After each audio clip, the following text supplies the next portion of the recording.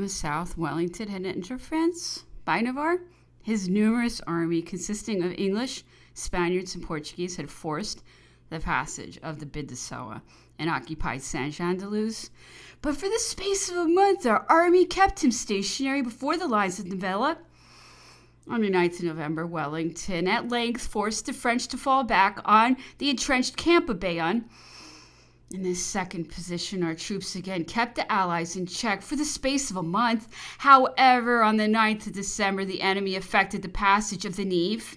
But after 4 days of fighting, and notwithstanding the desertion of the German troops, who on the 11th of December went over in a mass from our camp to the Spanish lines, Wellington was compelled to halt at the foot of the glacis of Bayonne.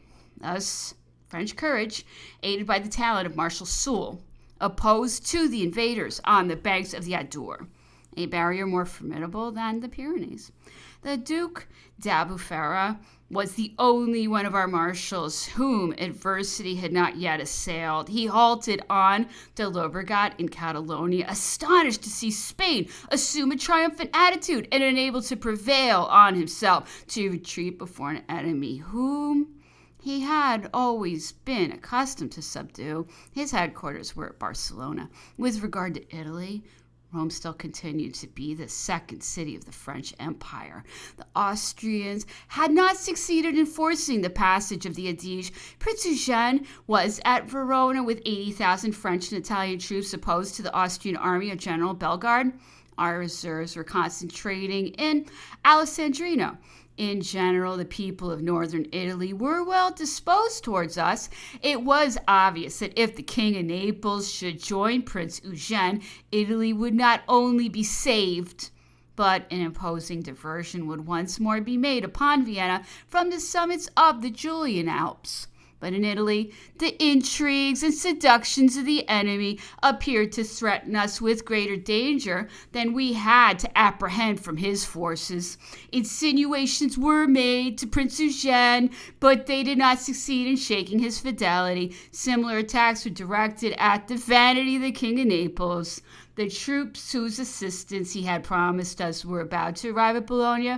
Napoleon and Prince Eugene could not believe that this was the advance of a new enemy. 200,000 French troops were thus dispersed, 50,000 on the Elbe, and 100,000 at the foot of the Pyrenees, and 50,000 on the other side of the Alps. If they could not concur in the principal action, they might at least make useful diversions. On the Elbe, our troops impeded the advance of Bennigsen, the Russian reserves, the Swedish forces, the Prussian corps of Tauenstein and Dobschutz, and all the Landsturm militia of Hesse and Hanover. In Holland, our garrisons engaged the attention of the English, who were anxious to establish the House of Orange in a more effectual way. Our armies on the Pyrenees prevented 200,000 Spaniards, English, and Portuguese from entering and pillaging our southern departments, and Prince Eugene had obliged 80,000 Austrians to halt on the Adige. Our armies at remote points remained in our alliance. Auxiliaries, who it was well known would turn against us the moment we should quit the fortresses in which they were shut up along with our troops. Besides, the negotiations were maintained only for the purpose of settling restitutions, concessions, and exchanges. Perhaps what we yet reserved of the possession of Europe might be deducted from the sacrifices which we were required to make to obtain peace. To evacuate the fortresses of the Elbe had now become impossible. For the space of 2 months, all communication with those garrisons had been cut off. Perhaps there was yet time to hazard the determination of evacuating Italy, abandoning the fortresses of the Rhine, and concentrating all our forces upon Paris. But Napoleon was fearful that the troops might be endangered in their retreat, that they might not arrive until after the event, and that uncertain military calculations might lead to the sacrifice of advantages which were daily becoming more and more valuable. He therefore contented himself himself with demanding divisions of infantry and cavalry from Marshal Soult and Prince Eugene. In the second month of the campaign, it was expected that these reinforcements would successively enter the line. For the sake of securing these resources, Napoleon unreservedly sacrificed the claims which, during 4 years, had involved him in disputes with the Pope and Prince Ferdinand of Spain. By thus smoothing down the hostilities of the south of Europe, he conceived he could, with more safety, diminish the amount of his forces in Italy and the Pyrenees. The Pope was accordingly no longer detained in Fontainebleau. He received permission to return to Italy and set out to take possession of his episcopal chair at Rome. With regard to Prince Ferdinand, at the commencement of December, the Count de la Forêt had waited upon him with communications from Napoleon. On the 11th of December, a treaty was signed by which Ferdinand was to be permitted to return to Spain on 3 conditions. First, that he should punctually pay the pension of the king his father. Second, that he should deliver up the French prisoners, a step that would have ensured to Spain the restitution of hers, which were 20 times more numerous than the French. Third, that when free from the yoke of France, he should not place himself under the yoke of England.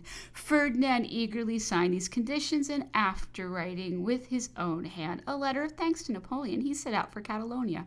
Marshal Suchet escorted him as far as the Spanish advanced posts, and on the 6th of January he arrived at Madrid. However tardy might be the steps thus taken for smoothing the troubles of the Church and the resentment of the Spaniards, they might be expected to produce at least 2 important advantages.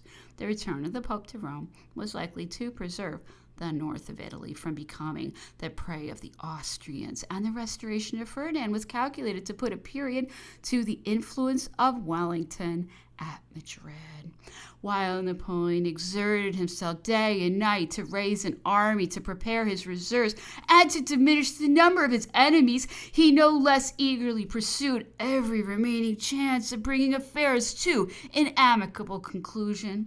Amidst such an accumulation of adverse circumstances, the safest course was to advise peace, but the grand difficulty was to obtain it. The negotiations, which had been suspended throughout the whole of December, seemed about to be revived at the commencement of January. Lord Castlereagh, the English Minister for Foreign Affairs, had quitted London to join the ministers from the cabinets of the other Allied powers. He landed at The Hague on the 6th of January and immediately proceeded to the headquarters of the Allies. Napoleon, on his part, had sent the Duke de Vicenza on a mission to the sovereigns, but our minister, who had been detained at the enemy's advanced post since the 6th of January, was anxiously awaiting the passports which he had solicited from Monsieur de Metternich. We have now arrived at the commencement of the last negotiation and the last campaign. The situation of France became daily more and more critical. The Allies, when they determined on invading France, had calculated that their immense superiority of numbers would sufficiently enable them to encounter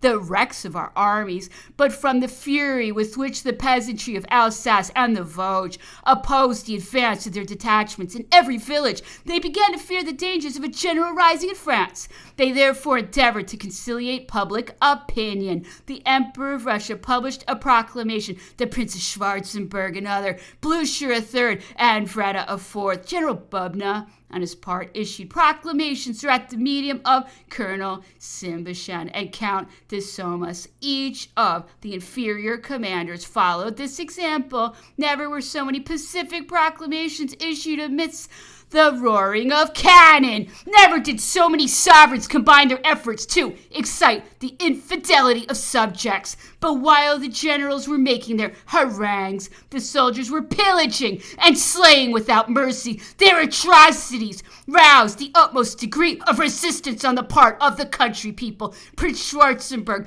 found that it was no less necessary to intimidate than to subdue. He threatened to hang every French peasant who should be taken with arms in his hands, and announced his intention of burning every village that should offer resistance to the invaders. That which the enemy feared and forbade was precisely what was necessary to be done. Napoleon issued orders for the levy en masse of the eastern departments. General Berkheim was appointed to command his countrymen, the Alsatians. The people of Lorraine And the Franche-Comté evinced no less devotedness than the inhabitants of Alsace. Corps of partisans were organized in the Vosges and successfully opposed the enemy on the banks of the Saône. The people of Burgundy manifested as much courage and confidence as though they had been supported by armies in their rear. The inhabitants of Chalon cut their bridge, and Austrians who were dispersed in Brest were compelled to halt. Meanwhile, alarm spread in the valleys of the Alps. Bubna had intercepted the road of the Simplon. Valais was taken, and it was threatened that Savoy should be restored to the King of Sardinia. The Duke of Castiglione was appointed to organize the defensive measures in this quarter. He repaired to Lyon, whither the troops who had been hastily detached from the army of Catalonia and the depots of the Alps were also proceeding. General Desaix was taking measures for the security of Chambry, and General Marchand was organizing the levies en masse of Dauphiny. The enemy soon made such progress that it was deemed necessary for Napoleon to oppose him in person. Schwarzenberg had forced the passes of the Vosges, the engagement of Rambervillers. Saint-Dié and Charmes had occasioned him to occasion some losses, but had not impeded his advance. His left wing was extended along the Saône, while his center advanced upon Langres, and his right was directed upon Nancy, which was the rendezvous assigned to the Prussians. Blucher soon appeared in the reign. York presented himself before Metz, and Sagten arrived at Nancy. The Allied sovereigns had been on the French territory since the 13th of January. Their headquarters followed the route of the Austrian army. The Duke of Ragusa, who had halted before the guns of Metz, finding himself too closely pressed, abandoned that bulwark of France to its own strength. General Duret had taken the command of the place, and General Rogna, one of our most skillful engineers, shut himself up in it. On the 14th of January, the Prince of the Moskva evacuated Nancy. On the 16th, the Duc de Treviso evacuated Langres, and on the 19th, the Duc de